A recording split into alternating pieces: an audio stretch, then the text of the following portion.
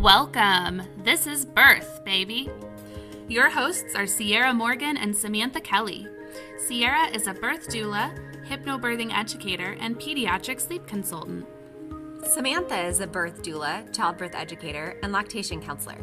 Join us as we guide you through your options for your pregnancy, birth, and postpartum journey.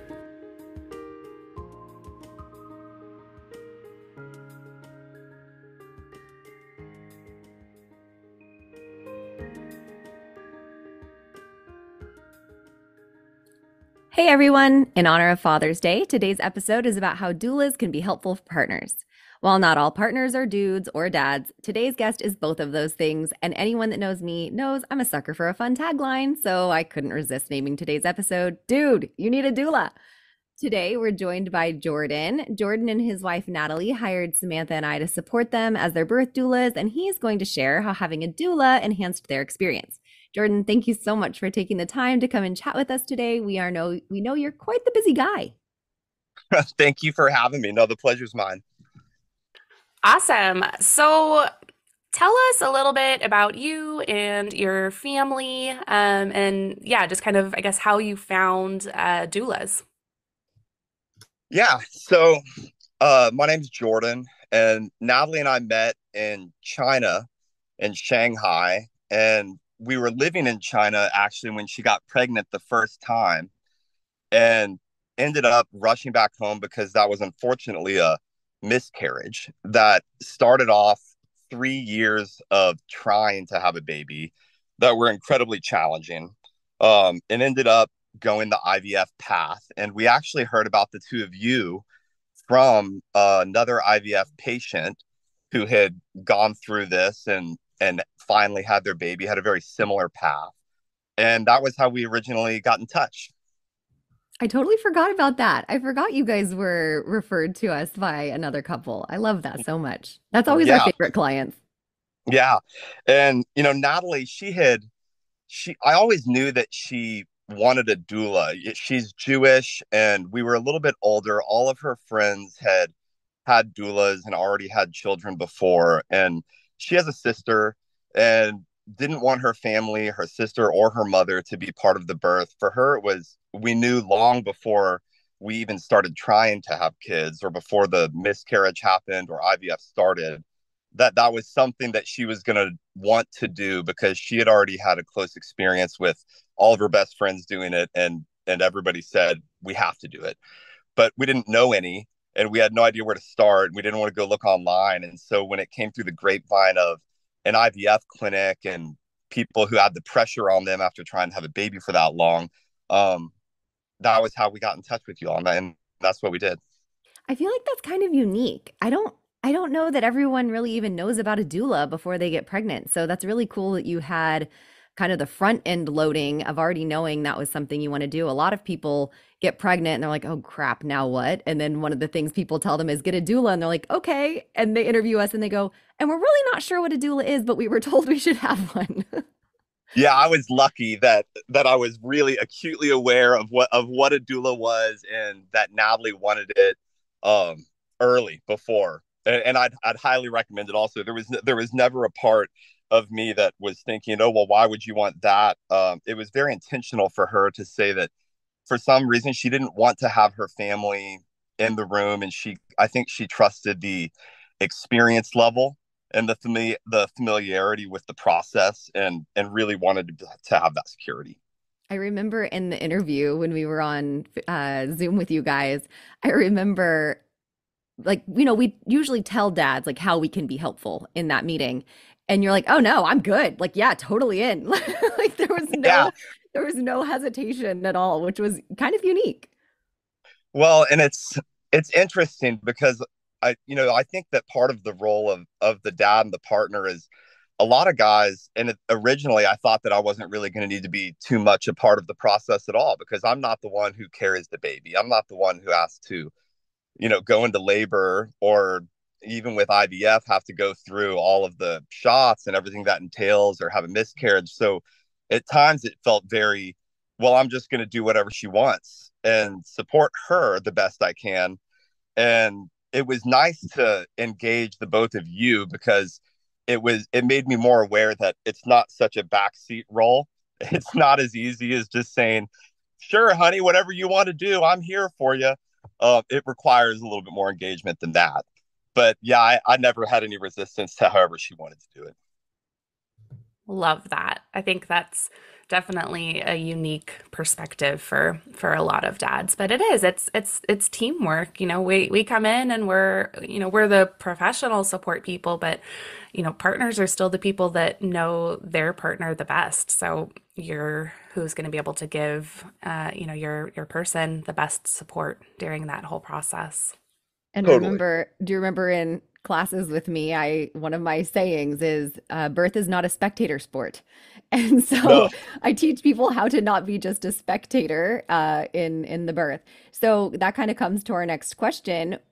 I know you knew about doula services, but you guys ended up taking hypnobirthing classes with me as well. Had you already known what that was, or did you have kind of how did you feel about the idea of doing hypnobirthing? I had no idea what it was. I knew that Natalie wanted to have a natural birth. She, to the extent she really wanted to be able to do it at home, worst case scenario at a birthing center, and we could get into this at a different question later on in the podcast, but we ended up going to the hospital because it was close and we had a lot on the line. But through the course of doing that, Natalie told her OBGYN that she wanted to have a natural birth. And the OBGYN immediately said, I recommend hypnobirthing. And so there was a overlap with a very holistic, natural way of her wanting to do things, of saying, I'm going to go with doulas. I want to do this at home. And the two of you specializing in teaching hypnobirthing. And then being in a traditional setting with an OBGYN that said, no problem. It's your choice about whether you want to have a natural, no medicated birth or not. If you're going to go that path, definitely do hypnobirthing. And so it started actually before I met you, when her OBGYN recommended it. And so we kind of came in prepared enough to at least know what hypnobirthing was, but hadn't done any of the practicing around it. I didn't know what it entailed or how it went. But ultimately, I can't imagine having done any of that without it. Samantha, I I remember talking to Natalie on like hour 22 of her labor, of Samantha being like, "You're doing it right now. You're a day into this. There's no way you could have gone this far unless you had the ability to be in the mindset of what you're doing." Yeah, people can't see me obviously because this is a podcast, but I'm smiling ear to ear because it makes our hearts just sing when there is a provider that is telling them, yes, hypnobirthing, yes, doula, like all of these things made our job so much easier on the front end, right? Like you came to us already knowing what you want. We didn't have to talk you into anything, which we don't try to talk people into things, but we teach them.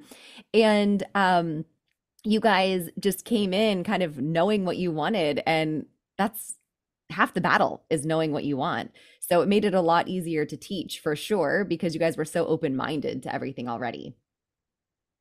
Well, and I didn't know, and neither did Natalie know what hypnobirthing was, right? We knew that it was something that we were going to go that path, but we definitely needed the course in terms of, and I think we were able to do one or two in person. And it was during like COVID times. And then Natalie was pregnant and got sick, and we were home and missed some. But there, I think having something structured in terms of that you could fall back on in the birthing process, and have in the back of your mind what hypnobirthing was, how to get into that state of mind, how to breathe, and to actually do those things before the birth, it's like a reflex when it all starts happening. And without it, I kind of feel like, the wheels would just come off a little bit. I love that. And so we haven't, at the time this podcast is going to be released, this episode, we will not have had one yet that explains exactly what hypnobirthing is. And we will have that in the future. But in the interest of just making people not confused, if they're listening to this going, he keeps saying what hypnobirthing is, but what is it? I'll give a quick little rundown in that it's a 5-class series. It is really focused on whole childbirth education. It's very comprehensive. And we also really go into how to condition the mind and body through pregnancy so that it's second nature in birth. So we're really like rewiring all of those neural pathways and really helping people sink into how to provide comfort and reduce a pain perception through labor and birth. So that's kind of the quick version. And so that's what he means. And we also really help people prepare for, even if there's, the wheels do start to kind of fall off, things go a different direction. It should hopefully help reduce trauma associated with those things, because what a true medical situation looks like versus what it's just provider preference. And you're kind of being steered in a direction because somebody just wants to, not because it's a medical necessity. So I wanted to make sure that we touched on that so nobody's confused. Yeah, thank you for that. I was going to ask a little bit about what tools Jordan and Natalie found to be really helpful from hypnobirthing during your birth. Oh gosh. I mean, Samantha, you were there. So, I think that what I was not prepared for what all of that really was and how it happened with Natalie and I. I felt comfortable that we were going to be in a hospital setting, and I thought that was going to make things safe and okay. I was aware of a birth plan that everybody had signed on to, her OBGYN and everybody. We went into it with everything teed up, thinking it was going to be a certain way. And then when you actually get in it and your doctor is not the one on call, and that doctor isn't the one that agreed to your birthing plan, and you've got nurses that are standing in a room arguing with you to give your wife medicine that she's refused and doesn't want to take it, and trying to have that happen while Natalie's in labor, and 6 hours go into 12 hours, 12 becomes 24 hours, there's no sleep. Natalie wasn't fully dilated, and so she was having to wait and force her body to not push the baby out, which was wildly painful for her. To not be able to push and get it out when her entire body was saying, keep going, keep going, keep going. And I think she made it 24 hours, if I remember correctly. Some of it's a little bit of a blur, but I think she made it a day of labor before she finally was starting to get so tired and so weak that she needed to get some form of pain relief. And so she took a turn at that point to say, I really have changed my mind. I want to get an epidural. And so for us, that first day of labor, I have no idea how she could have gotten through that part without hypnobirth, and Samantha, without you for that matter also. And, on the doula front, what was interesting is that, I feel like everybody imagines a person who's there to basically hold your hand and stroke your hair and say, everything's going to be okay. Here's the baby. Wow, that's great. Well, the reality is it's like kind of like you're in a war zone. And Samantha, there was moments where you had to be tough with Natalie, not just sweet, right? Because she's crying and has no medication. She's in pain. She's saying, I can't do this. I can't do this. I'm not going to do this. And then you had to look at her and be like, hey, sharpen up, right? Like, you can do this, right? Like, you're here. This is happening. Come back to reality. And sometimes that's what it takes. I remember I was just pulling out all of my tools in my bag at that point. I think we used everything in my bag. We did spinning babies. We had diffusers going. I used my massage balls, which I hardly ever use my massage balls. They sit and collect dust in my bag, but we were using them all the time. We did everything. Everybody was exhausted. And so, I know it's probably long-winded, right? But I guess what I'm trying to say is that I had and Natalie had an image of what this was going to be, right? We thought it was going to be a natural birth. We were secure that we had y'all there to support us. We were going to the hospital across the street. She was going to labor at home as long as she could. Nobody could have, there was no way we were going to know that it was going to be a 36-hour birth ending with an emergency C-section. not sleeping for 2 days, staying in the hospital for a week, having a birth plan that was being challenged by medical staff, and then ultimately, after a day, taking a hard left at Natalie's choice to change the birth plan because you're a day in, baby's sunny side up. Nobody could have thought that. We were trying to move it. Natalie was in the shower. She was stretching. She was out of the bed. I mean, anything and everything that you could imagine happening during a labor, I feel like we experienced. And so a part of that, and what you had just mentioned, was I feel like when it finished, there was an element of trauma associated with it for both of us, especially for Natalie. And she probably even still, hasn't taken the time to write it all down or truly process it. But I remember there was a postpartum visit, Samantha, where you came over and you addressed it head on with her. And you came over to our house and you looked at her and you were like, how you doing? And then Natalie talked about it, and you could tell that she was kind of dwelling on the experience, so new mom, a baby, tired, breastfeeding, everything that comes with raising a child. But she was hung up on a traumatic birth that had just happened. And you were really pragmatic about it with her in terms of being able to look at her and be like, hey, you're here. You did it. Don't get stuck on that. Like, it's okay to think about that. It did happen, right? But you don't want to just dwell on that. Like, you've got your baby, you're alive. Like, this worked out. You made it through all that. You're okay, and here's your child. And so I wouldn't stick on it. And then kind of treated it like, yeah, that was a big deal, but you know, here we are. And I think it helped her digest it and not take it as seriously, even though it was serious, but for her to be able to move on from it a little bit. Nobody had actually told her that. I love that so much because sometimes we have families who have a harder birth experience. They don't all go to plan.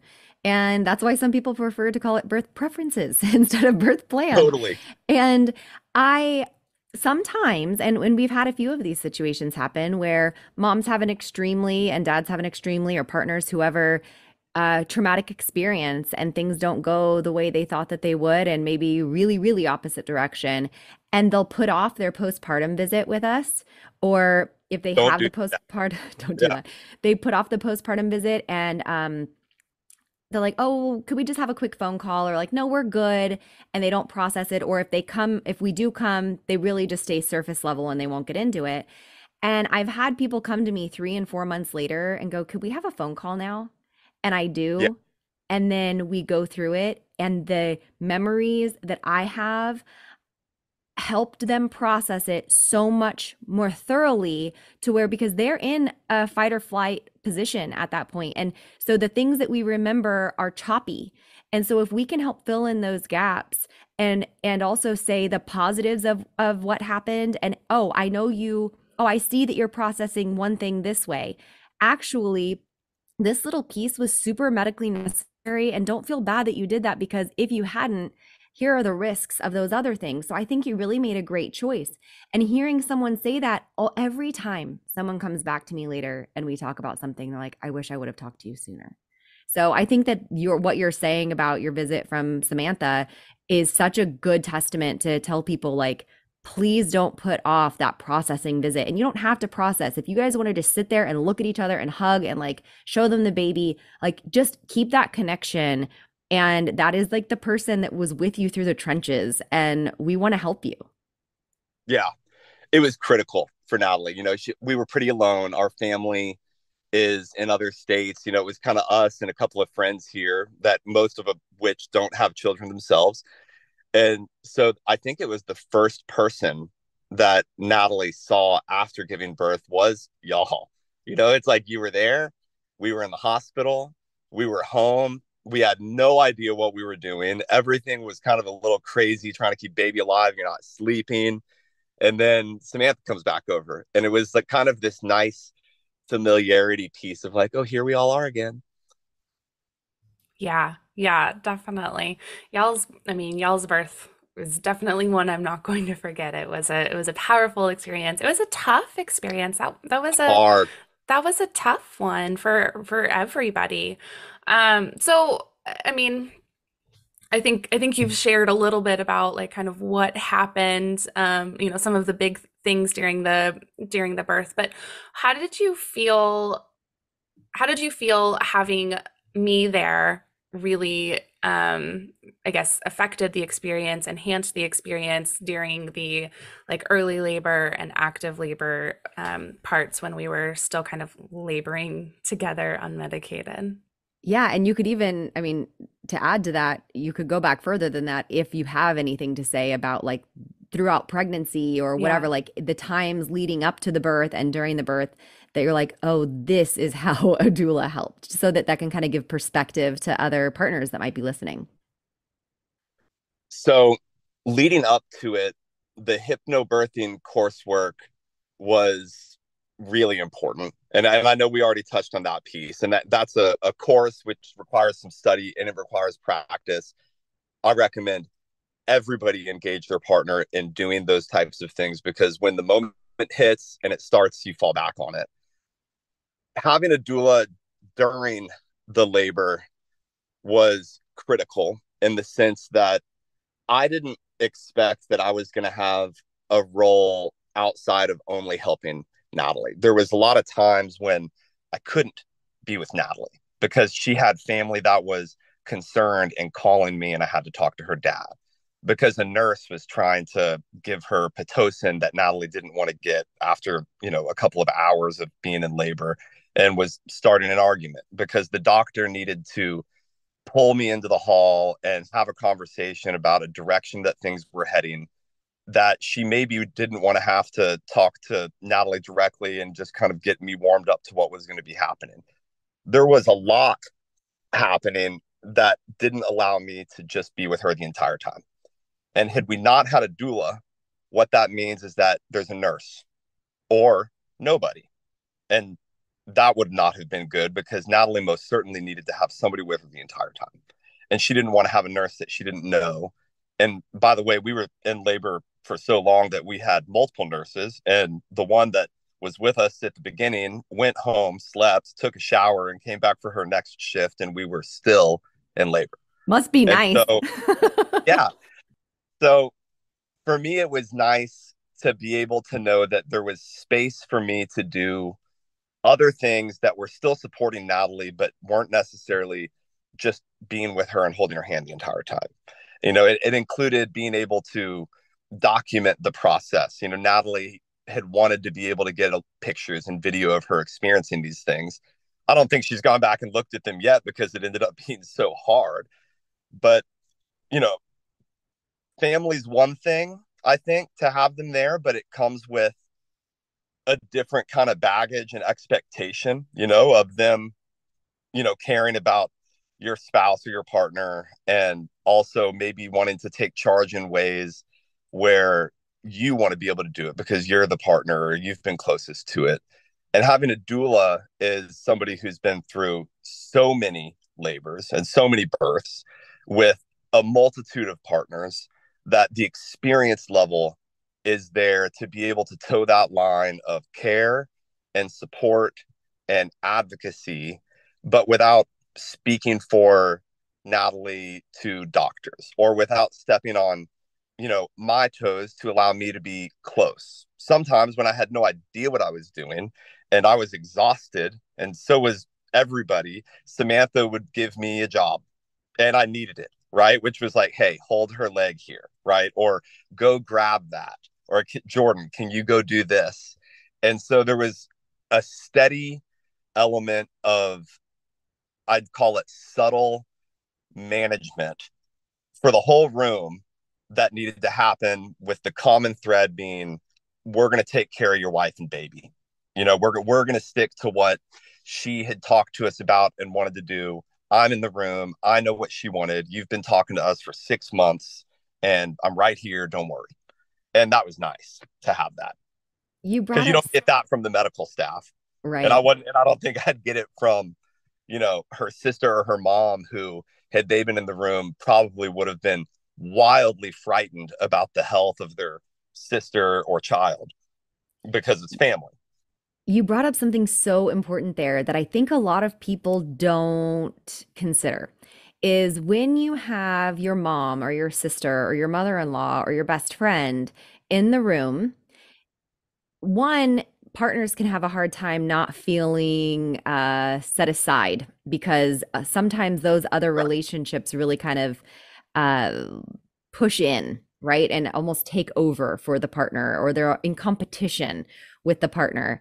And another thing is, you're like, as your doulas, even though we're not family, we are so attached. Like, you've been telling these stories, and I wasn't there, right? Samantha was there. I provided phone support before Samantha went because Samantha was sleeping and we were trying to get her as much sleep as I possible. And remember. so I was on the phone with you guys, but I didn't get to be there. I was there through text because she would text me updates because I was dying not being there. But I'm sitting here listening to you and I'm getting teary eyed. Like, so we care so much, but we have enough of an outsider seat and perspective to be able to have a clear head without too much emotion one way or the other. So we're able to kind of say, okay, here's the reasonable situation, and here's the gray area, right? It's not all just black and white. Here's how we find the gray here. And I think you're so right that that is the piece when it's a doula versus another family member or a really close friend alongside the partner. We're able to toe the line a little bit easier than somebody who's extra emotionally involved. Well, and it's a balance for sure. I mean, you care about, the person that you're taking care of in that moment, just because as much as anybody else does. But there's definitely times when, for me, there was times when I wanted to be close and involved and have the space to do that. And it was given to me without having to ask for it. And then there was other times when it was dire that I had somebody to help out, particularly when we were going to do stretches with Natalie or getting her into the shower. I'm pretty good under pressure, but there was times that I just was kind of starting to get a little frazzled and fall apart there, and felt like I was in shell shock. And to have Samantha be able to just be like, nope, here's what we're doing. Come on, I'm here now. It was comforting. It was more than comforting. It was necessary. And it was such a long experience. You needed to sleep. I mean, I know when we were in the shower, I sent you out and was like, you need to go at Yeah, least just be horizontal for 20 minutes. Even if you're not going to sleep, just rest your body for 20 minutes because we've still got a ways ahead. So yeah, I know so, things kind of started hitting the fan. You mentioned that baby was OP, so baby was sunny side up instead of facing in the right direction, which can make labor a little bit harder, as Natalie experienced, as we all got to experience. And she was getting that really early urge to push when she wasn't quite ready to push yet. She still had some cervix left, so we were doing a lot of things, and that was when she opted for the epidural. So, when things started going sideways, how did you feel like I was able to help both you and Natalie navigating all of that? So I had and Natalie, we try to prepare for all things, right? As anybody would. I think that you want to be able to go in and have a quick and easy natural birth and then hold your baby. But everybody's aware of how things could not go as planned. When it actually started happening and it was going sideways, at the very beginning, I was treating it a little bit more of okay, well, we knew this could happen. Don't worry, it's all okay. And then when starts to get really real, and was Natalie's, screaming, or you've got two doctors and five nurses rushing in the room to prepare for an emergency C-section that wasn't planned for. There was times when I just got a little bit stuck, it felt like, right? Where it was a mixture of feeling helpless and then also saying like, I want to do something. I don't know what to do. And so the result was just kind of standing there. And Samantha, that was really for me, you would notice that and you would see that Natalie needed to have something other than just me standing there letting an emergency unfold. And you would have a way of nudging me to do something that was targeted, right?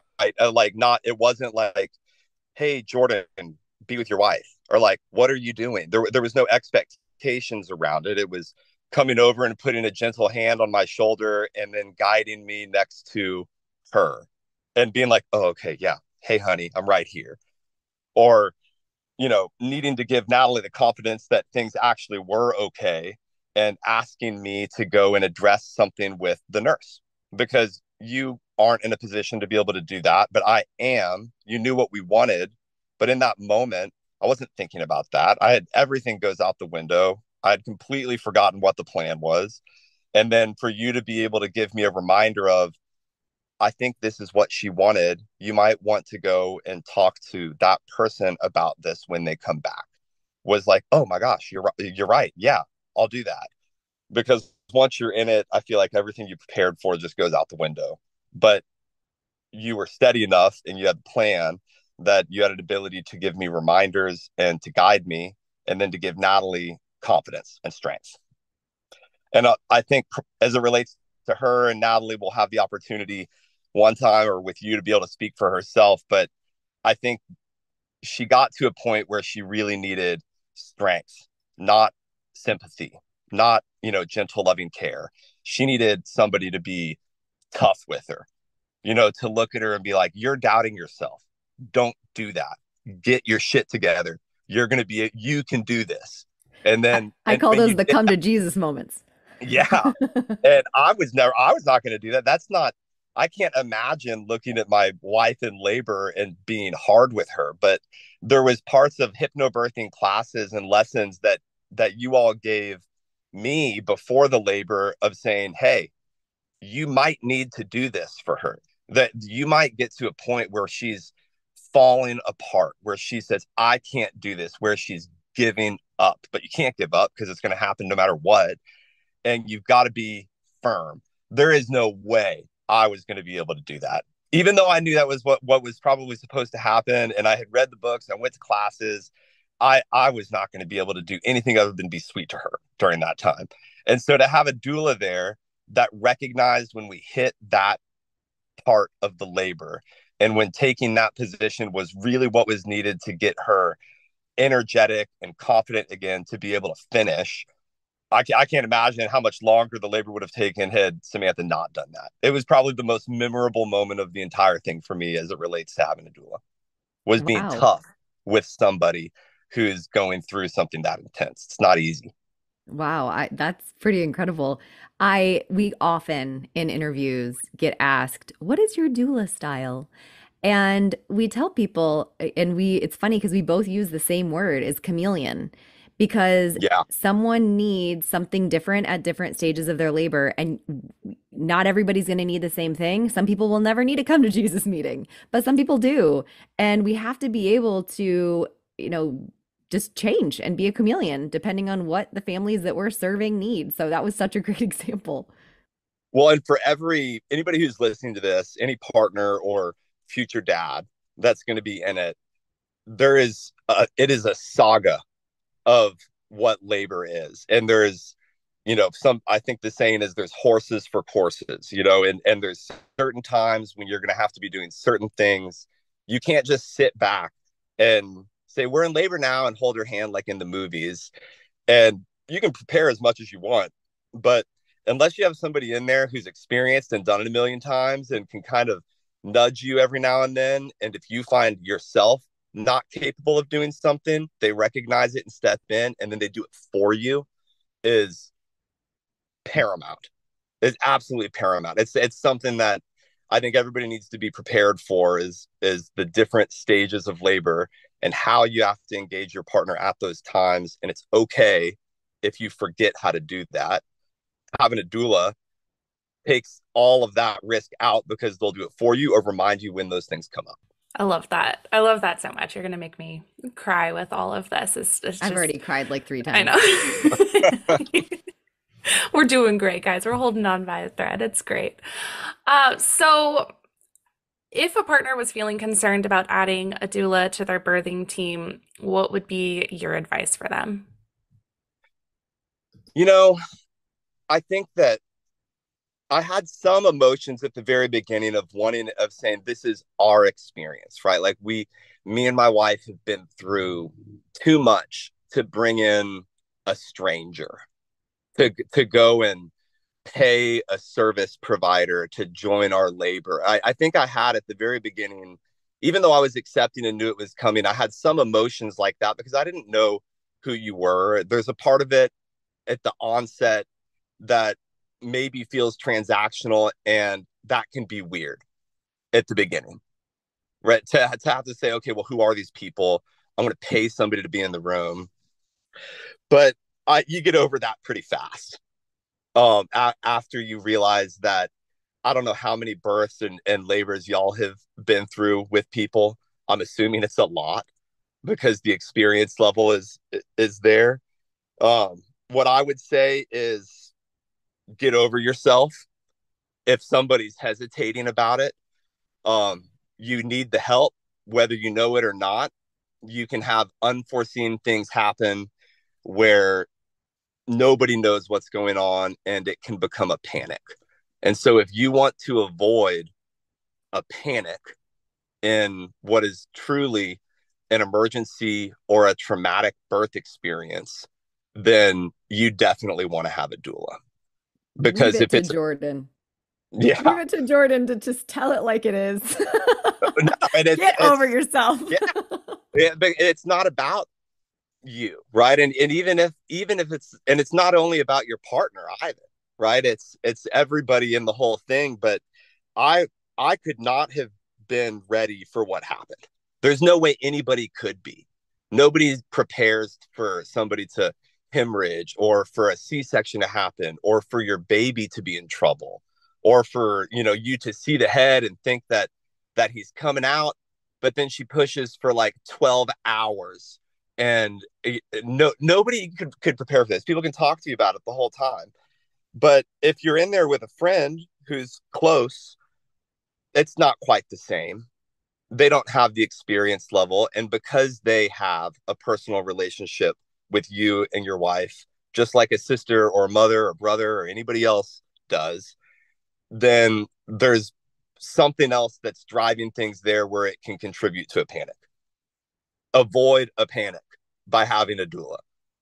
Because if had we not had one, I promise you, it would have just been absolute disaster. I have no idea how things would have unfolded. And instead, we went through a traumatic birth in a way that was steady, that felt secure, had somebody in the room who was an advocate, who understood exactly what we wanted, was okay changing the plan when it needed to be changed, helped stick to the plan when it needed to be stuck to, told us when something was reasonable to do because we'd never done it before. You need all those things. And I didn't think that we needed them. But if somebody's hesitant about having a doula, I would get over yourself. I'd go get one. Well, what's really kind of ironic about you saying that is you're like, well, and if it's a close friend that you have there, it's just not the same. But what's funny is we weren't close friends before, right? But then as you grow and as you establish this relationship with families and doulas, we end up becoming like friends. Oh, Our totally. goal, yeah, it's Yeah. just kind of funny. It's like, but it wasn't before. So it's a different level. It's a different, there's a different line there, and you hired us for a certain reason, but it's such a beautiful progression over the pregnancy and throughout the process. And then, we got to see Jordan's face today on Zoom because even though we only record the audio, we got to see his face. And I'm like, I'm so happy to see your face. He's like, I know, I'm so happy to see you guys. So it's this really cool relationship that forms. And, we do these family reunions, empowered family reunions, or whatever. And we get to see these people and their babies as they grow. And it is just such a special relationship. And when we started this podcast, Jordan, we knew we have to have Jordan on. Like for a partner episode, Jordan's I'm honored. coming. It's kind of therapeutic for me to be able to talk through it all, frankly. It's nice. And they hired us, guys, even though we played tricks on them in their interview process. Jordan had to walk out halfway through our Zoom interview before they hired us. And that's when Natalie's personality came out a little more because Jordan, steals the show sometimes. And we said at the end of it, she's like, thank you guys so much. It was so nice to meet you. And I said, but what you have to tell him is that after he left, the tone changed completely. And that we were awful and that we didn't like him. And like, we were like, we just can't work together. And so she did. She got off the phone and she played a trick on Jordan that I was mortified. And they still hired us. Well, and it's funny because like we knew Dula is interesting because you get to choose who you're going to work with. Y'all aren't in this to be millionaires. You're in it because you love it, right? Because this is what you were born to do. So there's really nothing transactional about it other than having to make sure that you still have a business and still have a life. But the interview process was like, I felt like y'all had to choose us. And so when I walked out of the room and Natalie was like, no, I think it was you. I was like, oh no, like, what are we going to do? Oh my God, I love it so much. Well, fantastic. We're so thankful that you came on here to tell y'all's story. And if Natalie wants to come on, she's welcome anytime.